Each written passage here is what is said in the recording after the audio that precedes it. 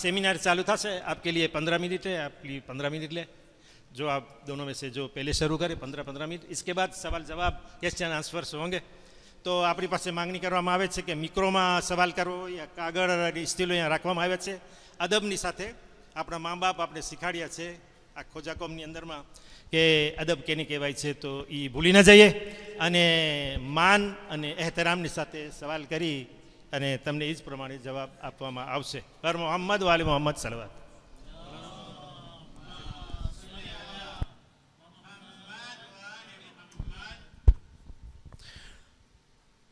اہل بیت اطہار علیہ السلام کی عظمت پر ایک بار پھر درود بھیجے گا محمد و آل محمد پر۔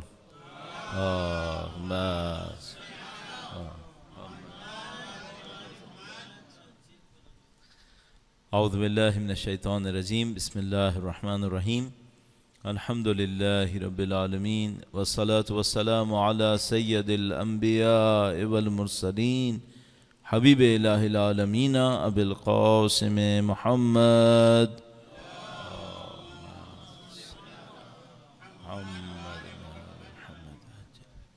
وعلى آلہ الطیبین الطاہرین سیما بقیت اللہ فی الارضین۔ قال اللہ تعالی فی کتابہ الکریم، بسم اللہ الرحمن الرحیم، ونريد ان نمن على الذین استضعفوا فی الارض ونجعلهم ائمہ ونجعلهم الوارثین۔ ایک بار پھر وقت کے امام کے حضور ادائے احترام کے لیے درود بھیجیں محمد و آل محمد پر۔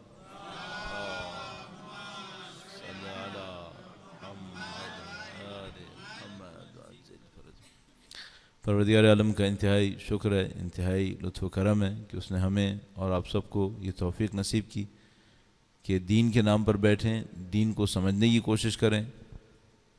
خداوند متعال جب کسی بندے پر احسان کرتا ہے، اللہ کے نبی نے ارشاد فرمایا جب کسی پر احسان کرتا ہے تو اس کو دین کے بارے میں سوچنے سمجھنے کا موقع نصیب کر دیتا ہے۔ تو یہ کہ آپ یہاں پہ تشریف لائے ہیں، خداوند متعال کی طرف سے ایک لطف ہے، احسان ہے، اللہ کی دی ہوئی اس نعمت کا شکر بجا لانے کے لیے ایک بار پھر درود بھیجے گا محمد و آل محمد پر۔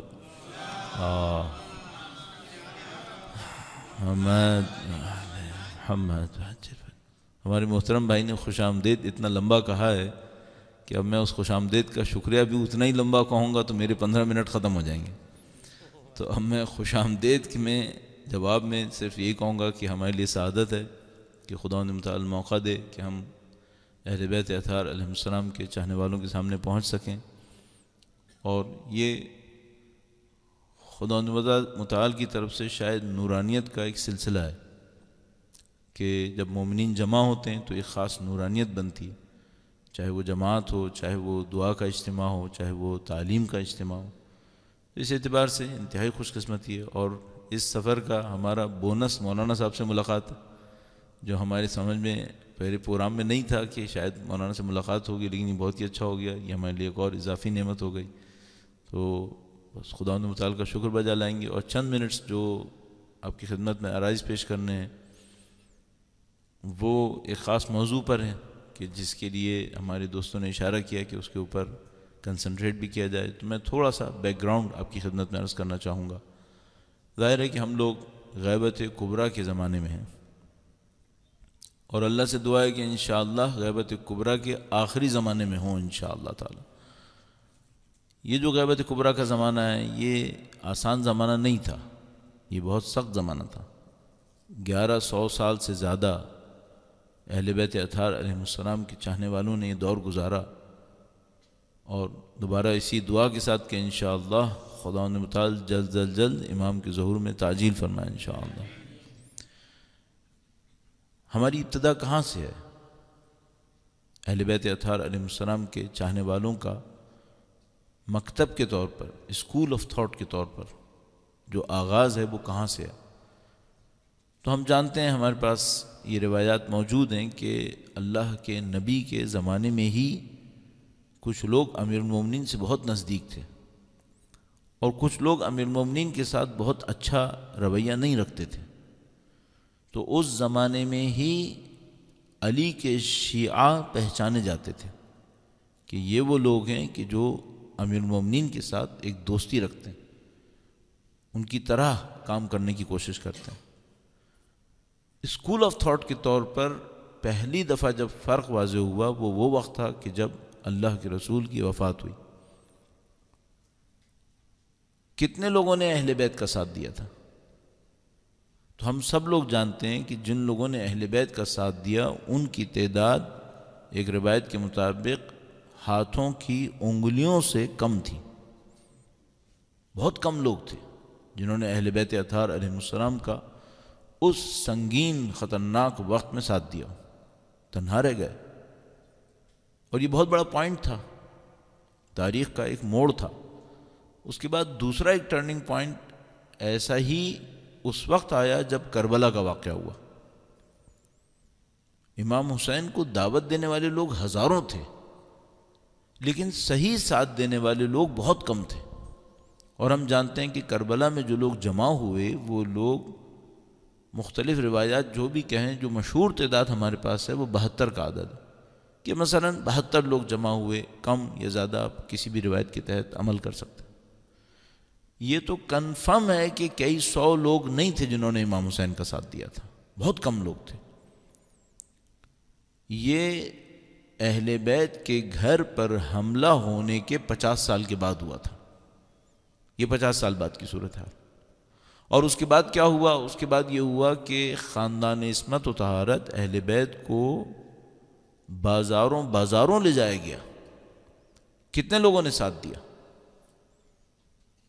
نہیں معلوم۔ وہ جیل میں کب تک رہے، شام کا زندان کتنی مدت رہے ہم نہیں کہہ سکتے، لیکن ہمیں یہ معلوم ہے کہ لوگوں نے ساتھ نہیں دیا اس طرح سے جس طرح سے کر دینا چاہیے تھا۔ اور اس کے بعد پھر ہمارے پاس ایک اور انتہائی سخت وقت آتا ہے جب مولا 7ویں امام دوبارہ زندان میں ڈال دیے گئے۔ سالوں 7ویں امام زندان میں رہے، تو کتنے لوگوں نے جا کر امام کو زندان سے چھڑایا؟ کچھ بھی نہیں۔ وہ امام مظلوم جیل میں ہی، زندان میں ہی شہید ہو گئے، اور ان کا مظلوم جنازہ پل کے اوپر رکھا رہا اس مظلومیت کے ساتھ۔ تو میرے کہنے کا مطلب یہ ہے کہ یہ 1400 سال پہلے ہماری حالت تھی، اور اس کے بعد یہ صورتحال ایسی ہی چلتی رہی۔ اللہ کے رسول کی وفات کے 200 سال کے بعد، 250 سال کے بعد اہل بیت اتنے تنہا تھے کہ ان کے آخری فرزند کو بچانے کے لیے اللہ نے غیبت کر دی کہ اگر غیبت نہ ہوتی تو شہید ہو جاتے۔ پوچھا گیا اہل بیت سے کہ بھئی یہ غیبت کیوں ہونی ہے؟ فرمایا کہ ان کو جان کو خطرہ ہے، ان کا ساتھ دینے والے نہیں ہیں۔ تو اللہ کے رسول کی وفات کے 250 سال بعد بھی اتنی مظلومیتوں کے باوجود ساتھ دینے والے لوگ کتنے تھے؟ اتنے بھی نہیں تھے کہ جان بچے، اتنے بھی نہیں تھے۔ اور خدا نے غیبت کی تاکہ ان کی جان بچا دے۔ عزیزو، یہ بات ہے آج سے تقریباً 1150 سال پہلے کی۔ اس وقت ہماری طاقت وہ تھی، یا بولیے ہماری کمزوری وہ تھی۔ اب میں ایک فاصلہ طے کر کے آج کے زمانے میں آ جاتا ہوں۔ آج کے زمانے میں 1100 سال کے بعد ہم کہاں موجود ہیں؟ اس وقت ہماری طاقت کیا ہے؟ تو یہ سمجھ لیجئے کہ 1100 سال پہلے ہمارے امام قید خانے میں تھے، ہم نہیں چھڑا پائے۔ ہمارے امام شہید ہوئے، 11 امام شہید ہوئے، ہم نہ دفاع کر سکے، ان کو ڈیفینڈ نہیں کر پائے ہم لوگ۔ الحمدللہ رب العالمین، جس دور میں میں اور آپ زندگی گزار رہے ہیں، یہ دور ہماری کمزوری کا دور نہیں ہے، یہ ہماری کمزوری کا دور نہیں ہے۔ کیوں میں آپ کی خدمت میں عرض کر رہا ہوں؟ ایک سادہ سی بات ہے۔ دشمنوں نے بہت بڑا منصوبہ بنایا، پتہ نہیں کتنے ملکوں سے آرمی لے کر آئے، اس آرمی کو دنیا کی وحشی ترین آرمی بنایا، اور اس آرمی کا ایک ہدف تھا، اور ایک ہدف بنایا اس کا کہ وہ جائیں اور کربلا پہ حملہ کر دیں۔ اس سے پہلے اس آرمی کو ٹارگٹ دیا گیا کہ وہ جائیں اور شام میں بی بی زینب سلام اللہ علیہا کے روضے پہ حملہ کر دیں، معصومین کے وجود مقدس پر درود بھیجیں، محمد و آل محمد صلی علی محمد آل محمد وعجل۔ یہ ان کا منصوبہ تھا، اور انہوں نے اعلانیہ یہ بات کہی کہ ہم یہ کریں گے۔ اس سے پہلے اصحاب رسول کے مزارات کی اہانت کی، بے احترامیاں کی ہیں، اور اعلان کیا کہ اب ہم زینبیہ جا کر یہ عمل انجام دیں گے۔ اچھا 1400 سال پہلے ہماری طاقت کیا تھی؟ ہمارے ائمہ شہید ہوتے تھے، ہم کچھ نہیں کر پاتے تھے، ہمارے امام جیل میں ہوتے تھے، ہم کچھ نہیں کر پاتے تھے۔ اب طاقت کیا ہے؟ الحمدللہ رب العالمین، ہم لوگ بہت اچھے دور میں ہیں۔ پوری دنیا کے ظالموں نے یہ فوج تیار کی تھی کہ وہ یہ کریں گے، زندہ امام کے وجود پہ حملہ کریں گے یا صرف روضے کے اوپر، روضے پہ۔ انہوں نے یہ کہا کہ ہم کریں گے۔ اللہ کا کرم ہے، مولا کا احسان ہے، اہل بیت کے چاہنے والے علماء، فقہا، معتقدین، پیروکار سب لوگ جمع ہوئے، اور انہوں نے پوری دنیا کے ظالموں کے سامنے کہا کہ اگر تم حملہ کرنے آؤ گے ہم روضے کا دفاع کرنے کھڑے ہوں گے، اور ہم چیلنج کرتے ہیں کہ اگر کسی میں طاقت ہے تو نزدیک آئے۔ پھر آپ خود مجھے بتائیے یہ ہوا یا نہیں ہوا؟ یہ ہوا۔ کتنی دیر لگی ایسی فوج جمع کرنے میں؟ بہت زیادہ وقت نہیں لگا۔ کیوں؟ جب یہ احساس ہوا کہ دشمن کربلا سے نزدیک ہیں تو اہل بیت کے چاہنے والے ایک عالم دین نے ایک فتویٰ دیا، اور اس نے کہا کہ اہل بیت کے عاشق جمع ہو جائیں۔ یہ فتویٰ معصوم نے دیا تھا؟ نہیں، معصوم کے شاگرد نے دیا تھا۔ یہ فتویٰ انہوں نے معصوم کی جان بچانے کے لیے دیا تھا؟ نہیں، معصوم کے روضے کو بچانے کے لیے دیا تھا۔ اور اس کے بعد یہ ہوا کہ اس دن سے لے کے آج تک وہ آرمی صرف شکست کھا رہی ہے جو ظالموں نے بنائی تھی۔ عراق سے ختم ہو چکی ہے، شام سے ختم ہونے کے قریب ہے۔ آج الحمدللہ اہل بیت کے چاہنے والوں کی یہ طاقت ہے۔ اب میں آپ سے ایک سوال پوچھوں گا، 1400 سال پہلے کی اس کمزوری سے آج کے زمانے کی اس طاقت تک یہ قوم کیسے پہنچی؟ یہ قوم کیسے پہنچی؟ دیکھیے بہت چھوٹی سی بات ہے، ہم جیسے ہی یہاں پر آئے، یہ سینٹر بنا ہوا ہے ماشاءاللہ، اچھی جگہ بنی ہوئی ہے، آرگنائزڈ کام ہو رہا ہے، آپ لوگ جمع ہو رہے ہیں، مولانا صاحب تشریف فرما ہیں، علماء کرام تشریف فرما ہیں، تو خود بخود پتہ چلتا ہے کہ بھائی کوئی آرگنائزیشن ہوگی تو یہ کام ہوگا، اس کے بغیر کیسے ہو سکتا ہے؟ تو اگر مثال کے طور پر ہم سے کوئی یہ کہے کہ بھائی ہم ریونین میں 50 سال پہلے آئے تھے، تو کیا 50 سال پہلے سے یہ سب کچھ تھا یہاں پہ؟ نہیں تھا، خالی تھا۔ تو کچھ ہوگا تو بنایا نا آپ نے، پھر اس کے بعد آپ یہاں تک پہنچ گئے کہ اب آپ الحمدللہ مثلا 1000 یا 1500 یا 1600 آپ کے جماعت کے ممبرز ہیں، پروگرام ہو رہے ہیں، لوگ آ رہے ہیں جا رہے ہیں۔ تو میں صرف ایک بات پوچھوں گا، 1400 سال میں وہ ادارہ کون سا ہے جس نے طاقت یہاں تک پہنچائی ہے؟ وہ کمانڈ اینڈ کنٹرول سینٹر کہاں پر ہے؟ کیا کوئی کمپنی ملٹی نیشنل کمانڈ کے بغیر چلتی ہے؟ کیا یہ ادارے جو آپ کے پاس ہیں بغیر صدر بغیر کمانڈ کے چل سکتے ہیں؟ نہیں چل سکتا یہ سب کچھ۔ آپ ایک ملٹی نیشنل کمپنی لے لیں جس کا کام کیا ہو، مثلا اس کا کام یہ ہو کہ وہ ٹوتھ پیسٹ بیچتا ہو، شیمپو بیچتا ہو۔ اگر وہ صرف ٹوتھ پیسٹ اور شیمپو بیچتا ہو تو اس کا بھی کمانڈ اینڈ کنٹرول ہوگا۔ تو میں پوچھوں گا کہ وہ کمانڈ کنٹرول سینٹر کون سا ہے جو کروڑوں کی شیعت کو چلا رہا ہے؟ وہ کون ہے؟ اب ایک اور مسئلہ ہے، جس دشمن کو اس کمانڈ اینڈ کنٹرول سے اتنا نقصان پہنچاؤ وہ دشمن سازش کرے گا یا نہیں کرے گا؟ ہاں کرے گا، وہ اسے توڑنے کی کوشش کرے گا۔ میرے 15 منٹ پورے ہو گئے، تو میں آپ کی خدمت میں صرف یہ عرض کروں گا عزیزان محترم، اس دست غیب کے ساتھ جو امام وقت کا اس قوم کے اوپر ہے، ان کی سرپرستی میں جو نظام چل رہا ہے، اس سرپرستی میں نظام نے ہمیں مرجعیت اور قیادت دی ہے۔ 1400 سال میں غیبت کبریٰ کے بعد سے اب تک جو زمانہ ہم نے گزارا ہے وہ اس مرجعیت اور رہبریت کے سائے میں گزارا ہے۔ انہوں نے اس قوم کو وہاں سے لا کر یہاں تک پہنچایا اہل بیت کے لطف و کرم کے صدقے میں، اور اب الحمدللہ رب العالمین جب یہ طاقت یہاں تک پہنچ گئی اور دشمن کو اچھی طرح پتہ چل گیا کہ ان کو کسی سے خطرہ نہیں ہے، اگر خطرہ ہے تو اس طاقت سے ہے۔ میں آپ کی خدمت میں 2 پوائنٹس عرض کروں گا۔ اگر مجھ سے آج کے زمانے میں کوئی پوچھے کہ اہل بیت کے چاہنے والوں کے جو مخالفین ہیں، جو دنیا کی ظالم طاقتیں ہیں، ظالم طاقتوں کو کس نظام سے خطرہ ہے، تو میں آپ کو گارنٹی سے عرض کر رہا ہوں دنیا میں 50 سے زیادہ مسلمان ملک ہیں،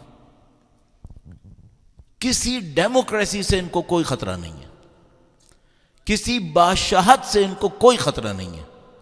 اگر ان کو خطرہ ہے تو علماء کی رہبری سے ہے، ان کو مرجعیت اور رہبری سے خطرہ ہے۔ ان کو معلوم ہے کہ جب تک یہ چیز تشیع کے پاس موجود ہے کوئی شکست نہیں دے سکتا ان کو، اور انہوں نے کئی دفعہ نقصان اٹھایا ہے، کئی دفعہ ان کی سازشیں ناکام ہوئی ہیں، اور جو آخری ناکام ہوئی تو میں نے آپ کی خدمت میں عرض کیا کہ دنیا کے جنگلی اور وحشی لوگوں کو دین اسلام کے نام پہ جمع کیا تھا انہوں نے۔ دنیا کے انسانوں پر جو ظلم کیے، نہ صرف شیعوں کے اوپر، اہل سنت کے اوپر، کرسچنز کے اوپر، دوسرے آبادیوں کے اوپر جو ظلم کیے انہوں نے، وہ بیان کے قابل نہیں ہے۔ ان سب کے مقابلے میں الحمدللہ رب العالمین نظام مرجعیت نے دفاع کیا۔ اب یہ جو اتنی زبردست منصوبہ بندی میں ہارے ہیں، اور یہ جو 40 سال سے ایران کی سرزمین پہ مسلسل ہار رہے ہیں، کیا یہ مرجعیت کو چھوڑ دیں گے؟ نہیں۔ اچھا، اب ایک اور آخری بات اور اس سلسلے میں آخر کی طرف لے جاتے ہوئے عرض کروں، جب دشمن کام کرتا ہے تو جھنڈا اٹھا کے نہیں کرتا کہ میں دشمن ہوں، میں کام کرنے آیا ہوں۔ کون سا ایسا پاگل دشمن ہوگا جو جھنڈا اٹھا کے بتائے میں تمہارا دشمن ہوں، میں جنگ لڑنے آیا ہوں تم سے؟ یہ ہوتا تھا میدان جنگ میں۔ آج کل میدان جنگ اس طرح کا نہیں ہے، آج کل میدان جنگ ہے الیکٹرانکس کا، پروپیگنڈے کا، میڈیا کا میدان جنگ ہے۔ اب کوئی یہ کہہ کے نہیں آئے گا کہ میں اہل بیت کا دشمن نہ ہو اور میں آیا ہوں اہل بیت کے حامیوں سے لڑنے کے لیے، دوستوں، ایسا کوئی نہیں کرے گا۔ تو مثال کے طور پر ہم لوگوں کو اور آپ کو قدیم زمانے سے پتہ ہے کہ منافق کا کام ہی یہی ہوتا ہے کہ وہ دوستوں کے درمیان بیٹھ کر کام کرے، اس کا کام ہی یہی ہوتا۔ تو عزیزان محترم، آج کا دور اہل بیت اطہار علیہ السلام کے حامیوں کی فتح و نصرت کا دور ہے۔ الحمدللہ رب العالمین، ہر کچھ دن کے بعد اچھی اچھی خبریں آتی ہیں، مصیبتیں بھی آتی ہیں، مشکلات بھی آتی ہیں، شہادتوں کی خبریں بھی آتی ہیں، لیکن بحمدللہ رب العالمین جو کامیابیاں ہمیں مل رہی ہیں، میں اس کو دیکھتے ہوئے میں کہتا ہوں یہ سب شہادتیں ہمیں قبول ہے، اگر تشیع کا وقار بلند ہو رہا ہے، اور وہ ہو رہا ہے الحمدللہ رب العالمین۔ تو ان تمام کامیابیوں کے پیچھے یہ طاقت ہے، اور اس طاقت سے لڑنے کے 10 بہانے موجود ہیں۔ آپ سے جو صرف پوائنٹ کہنا چاہوں گا وہ یہ کہ آپ اپنی طاقت کو ضرور پہچانیں، سورس آف اسٹرینتھ کیا ہے آپ کی۔ تو مجھے یہ لگا کہ تشیع کی جو 2 سورس آف اسٹرینتھ ہیں، 2 سینٹر ہیں، پلرز جو ہمارے پاس ہیں، ایک ہمارے پاس عزاداری ہے، ایک ہمارے پاس مرجعیت اور رہبری ہے۔ یہ 2 ہیں ہمارے پاس، یہ دونوں سے دشمن لڑے گا، اور یہ کہہ کے نہیں لڑے گا کہ میں ان کا مخالف ہوں، یہ بتا کے لڑے گا کہ میں حامی ہوں۔ تو آپ کو بہت ہوشیار رہنا ہوگا بہت اچھے طریقے سے ان تمام مسائل کو دیکھنا ہوگا۔ انشاءاللہ بعد کی گفتگو میں جب آپ سوال جواب کریں گے اور اس سے بڑھ کر جب مولانا بیانات ارشاد فرمائیں گے تو ان میں بہت سارے نکات ظاہر ہے کہ واضح ہو جائیں گے اور واضح ہو جائیں گے۔ درود بھیجے گا محمد و آل محمد پر۔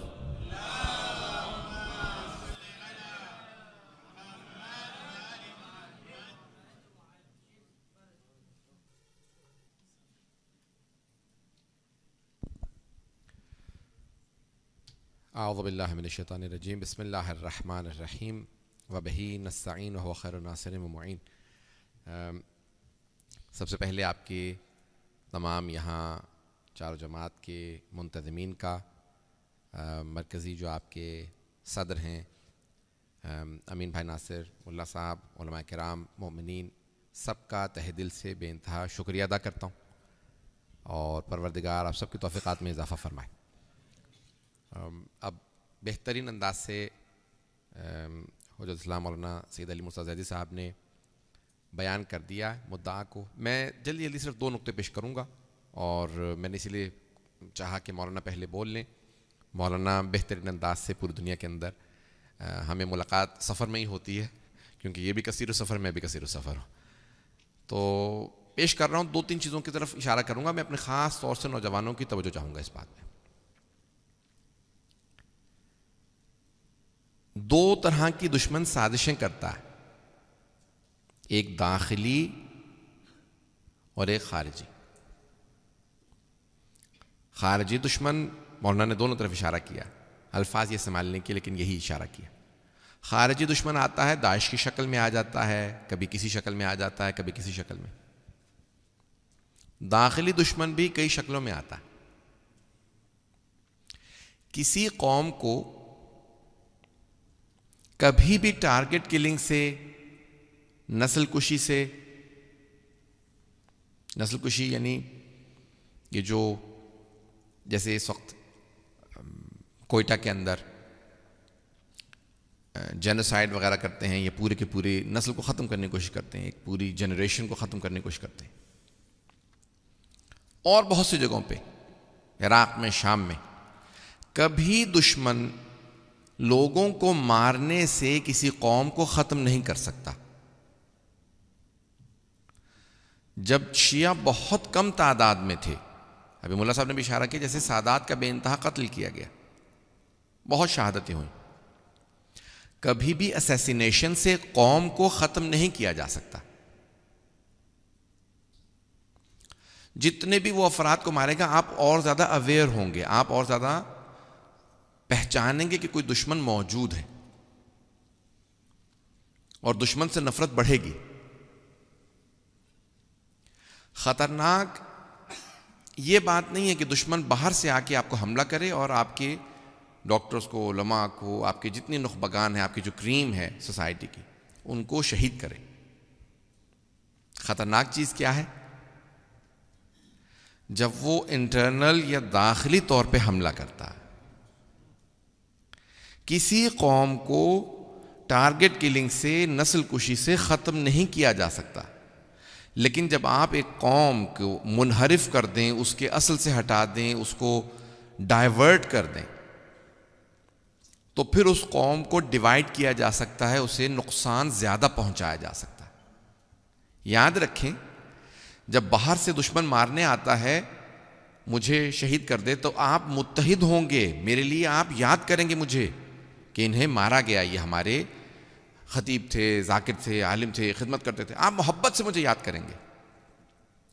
لیکن اگر خدا نہ خواستہ دشمن باہر سے آ کے کسی ذاکر کو، خطیب کو، کسی کو خرید لے، اور وہ آپ ہی کے پیسوں سے، آپ ہی کے ممبر سے، آپ ہی کے نام سے، امام کے نام سے لوگوں کو گمراہ کرنے لگے، تو اس سے بڑا نقصان اور کسی قوم کا کوئی نہیں ہو سکتا۔ آج تشیع کو 2 طرح کے مقابلے ہیں، ایک خارجی دشمن جو باہر سے داعش کی شکل میں آتا ہے، طالبان بے انتہا ہے، موجود ہے، مجھے نام نہیں لینا، ان کا مقابلہ اتنا سخت نہیں ہے۔ جیسے مولانا نے اشارہ کیا، ایک فتویٰ 2 مراجعوں نے، ایک نے عراق کے اندر، اطلس ثانی نے ایک فتویٰ دیا، میں اس وقت جون کے مہینے میں وہیں عراق میں کربلا میں تھا، جب کربلا کے نماز جمعہ سے اعلان کیا کہ آغا سیستانی نے فتویٰ دیا کہ ہر گھر سے ایک آدمی آئے حرم امام حسن عسکری علیہ السلام کے دفاع کے لیے. اسی نماز جمعہ کے بعد 4 لاکھ افراد نے اپنے نام لکھوائے تھے. میں وہیں تھا. اور 2 دن کے اندر کتنے ملین لوگوں نے اپنا نام لکھوا دیا تھا. اور آیت اللہ خامنہئی نے شام میں باقاعدہ فوج بھیجی، مقابلہ کیا. آپ جانتے ہیں شروع کے اندر کیا لوگ کہتے تھے؟ خود شیعہ کہتے تھے آقا خامنہئی سے کہ یہ غلطی ہے، ہمیں لڑنا نہیں چاہیے شام میں. انہوں نے دیکھیں قذافی کی حکومت گرا دی، انہوں نے ساری حکومتیں گر گئی ہیں، شام کی حکومت بشار کی بھی گر جائے گی، ہم حماقت کر رہے ہیں، ہم یہاں لڑ رہے ہیں. تو اس وقت ایک جملہ کہا تھا خامنہئی نے، انہوں نے کہا تھا کہ یہ بشار اپنی نہیں ہماری جنگ لڑ رہا ہے، یہ ہمارے حرم ہے، ٹارگٹ ہم ہیں، شیعہ ہیں، یہ ٹارگٹ نہیں ہے. میں اپنے بھائیوں سے کہوں گا، اب یہ ہے خارجی دشمن. داخلی دشمن کیا کرے گا؟ وہ کبھی نہیں کہے گا کہ میں آپ کا دشمن، جیسے مولانا نے بھی اشارہ کیا، وہ ہمیشہ کہے گا میں آپ کا اپنا ہوں. 2 مولانا نے اشارہ کیا، میں بھی انہیں 2 باتوں کی طرف اشارہ کروں گا، کیونکہ آج یہ دشمن کا پلان ان کے اپنے لوگوں نے آؤٹ کر دیا. ایک ہے عزاداری، دوسرا مرجعیت. کیا کریں گے؟ ضرورت نہیں ہے عزاداری کی. کربلا جانے کی کیا ضرورت ہے؟ اس میلہ لگانے کی کیا ضرورت ہے؟ مرجعیت 2 طرح کے لوگ آئیں گے. ہر آدمی کہے گا میں بھی مر جاؤں، میں بھی مر جاؤں، میں بھی مر جاؤں. اور دوسرے طرح کے لوگ آئیں گے جو کہیں گے اصل مرجعیت ہے ہی نہیں. دونوں داخلی دشمن ہیں. عزیزان گرامی، اگر ہمیں یہ 1150-1200 سال مسلسل غیبت صغریٰ سے لے کے اگر اب تک لگائیں تو غیبت صغریٰ کا دور، پھر اس کے بعد غیبت کبریٰ کا 1100 سال سے زیادہ کا دور، 70 سال غیبت صغریٰ، اور آج 1100 سال سے زیادہ یہ غیبت کبریٰ. اس میں اگر یہ مرجعیت نہ ہوتی تو تشیع ختم ہو جاتا. میں زیادہ اس پہ وقت نہیں لینا چاہتا، میں صرف ایک بات کی طرف اشارہ کروں گا کہ سب سے زیادہ خطرناک جو دشمن ہوتا ہے وہ ہے داخلی دشمن، جو یہ کہے میں آپ کا اپنا ہوں لیکن بات دشمنوں کی کرے، ایجنڈا دشمنوں کا رن کر رہا. کبھی بھی ایسے افراد کو اپنے درمیان جگہ نہ دیں، اور آپ کی لیڈرشپ میں بصیرت ہونی چاہیے، ویژن ہونی چاہیے کہ وہ کبھی بھی ایسے دشمن کو اپنے درمیان میں نہ بیٹھنے لگے. اگر ایک بھیڑیا دور کھڑا ہو، بھیڑیا سمجھتے ہیں نا سب، وولف، لو جو ہے، اگر ایک دور ہو، بکریاں ہوں آپ کی، تو آپ کو پتا ڈنڈا میرے ہاتھ میں ہے، بھیڑیا دور ہے، جب موقع ملے گا میں ماروں گا. لیکن اگر وہ بھیڑ کی کھال پہن کے آ جائے، شیپ کی سکن پہن لے، تو پھر بہت مشکل ہو جاتا ہے تشخیص دینا کہ ان بھیڑوں میں سے بھیڑیا کون سا ہے. پہنچ رہی ہے بات؟ مولانا ملا صاحب نے ترجمہ بھی کیا. تو عزیزان گرامی، آج ہمیں ان دونوں چیزوں کا بہت زیادہ خیال رکھنا ہے. میں پریشان نہیں کرنا چاہتا ہوں، لیکن میں چاہتا ہوں کہ ہمارے نوجوان اپنے ذہنوں کے اندر جو شبہات ہیں ان کو پیش کریں. آخری بات جو میں کہنا چاہتا ہوں وہ اس بات کی طرف، میں نے بھی رات امین بھائی سے، سب سے، ملا صاحب سے بات ہو رہی تھی کھانے پہ، تو میں نے ایک بات کہی تھی، آپ نے غور کیا پچھلے 1 سے 2 سال میں مرجعیت کے خلاف کام بہت زیادہ تیز ہو گیا. 1 سے 2 سال میں بہت زیادہ. کبھی غور کیا کیوں؟ کہیں ایسا تو نہیں یہ عراق اور شام میں جو ہماری مرجعیت نے دشمن کو شکست دی ہے وہ اس کا بدلہ لینے آ گئے؟ وہ مرجع جو 30-40 سال 50 سال اپنی زندگی گلا دیتا ہے، ختم کر دیتا ہے تحقیق میں، ریسرچ میں، تب جا کے مرجع بنتا ہے. اگر شیعہ نوجوان اسی کو امامت کا، عزاداری کا دشمن سمجھنے لگے تو اس سے بڑا تشیع کا نقصان اور کیا ہوگا؟ جس نے 50 سال لگائے ہوں تحقیق کرنے میں، دین کو سیکھنے میں، دین کو سکھانے میں، اگر ہمارا نوجوان سمجھ رہا ہو کہ نہیں یہ مرجع نہیں ہے، یہ دشمن ہے، اس کا مطلب ہے دشمن کامیاب ہو رہا ہے. دشمن وہاں کامیاب ہوتا ہے جب وہ ہمارے خلاف پروپیگنڈا کرے اور وہ ہمارے اپنے لوگ ماننے لگے. اس وقت تشیع جتنا مضبوط ہے تاریخ میں نہیں رہا. 21 سینچری ہماری سینچری ہے, 21ویں صدی ہماری صدی ہے. آج پوری دنیا میں تشیع اس وقت سوشل میڈیا پہ موجود ہے, گلوبل میڈیا پہ موجود ہے, الیکٹرانکل میڈیا پہ موجود ہے. ہمیں ہمیشہ دبایا گیا, لیکن آج ہم ہر جگہ اپنی آواز بلند کر رہے ہیں. آج ہر آدمی کہہ رہا ہے کہ کوئی شیعہ ہے, ہر آدمی جانتا ہے کہ کوئی مرجع تقلید ہے, ہر آدمی جاننا چاہتا ہے. اس کا مطلب ہے کہ امام زمان علیہ السلام کی تائید ہے مرجعیت کو, اور اس طرف سے دشمن بھی پوری طرح سے مرجعیت کے خلاف کام کر رہا ہے. تو ہمیں اپنے طور پہ دشمن کی پہچان بھی ہونی چاہیے اور دوست کی پہچان بھی ہونی چاہیے. میں اسی پہ ختم کر رہا ہوں. دوست کی پہچان اور دشمن کی پہچان. کبھی اپنے دوست کو کوئی دشمن سمجھنے لگے, اس سے بڑا کوئی احمق و بیوقوف نہیں ہو سکتا.